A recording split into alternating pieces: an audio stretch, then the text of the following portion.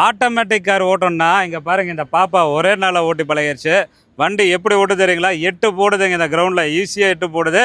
வண்டியோட குவாலிட்டி கண்டிஷன்லாம் பாருங்கள், ரொம்ப தெளிவாக இருக்குது. தமிழ்நாட்டிலேயே பெஸ்ட்டு ப்ரைஸில் நல்ல வண்டி 75,000 கிலோமீட்டர் ஓடின Maruti Celerio single owner car எடுத்துகிட்டு வந்துக்கிறோம்.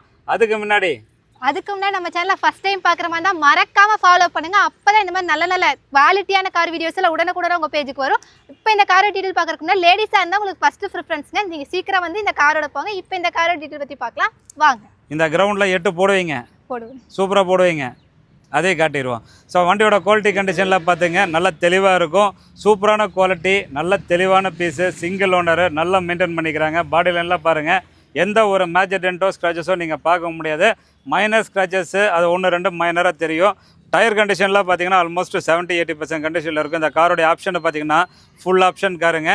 இது பார்த்தீங்கன்னா ZXi plus AC, power steering, power window, air bag இருக்குது, ஸ்டேரிங் ஆடியோ கண்ட்ரோல் வந்துடும், இன்பில்ட் ஆடியோ சிஸ்டம் இருக்குது, எக்ஸ்ட்ராவாக சீட் கவர் போட்டிருக்காங்க, ஃபுல் மேட்டு, கட் மேட் எல்லாமே இருக்குது. வண்டி ஓட்டுறதுக்கு சஸ்பென்ஷனு, பிரேக், அண்டர் பார்ட்ஸ் எல்லாமே ரொம்ப சூப்பராக இருக்கும்.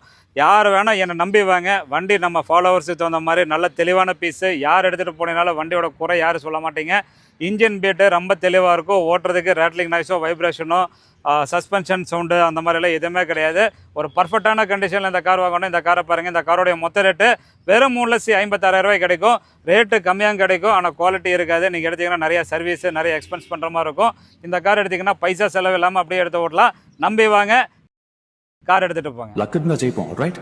லக்க நம்பி ஓட்டுற ரேசர்ல வேற ஏதாவது சொல்லணுமா ப்ரொஃபசர்? வெறித்தனமா ஓட்டணும். எனக்கு அந்த காரை எப்படியாவது ஓட்டி ஆகணும். எத்தனை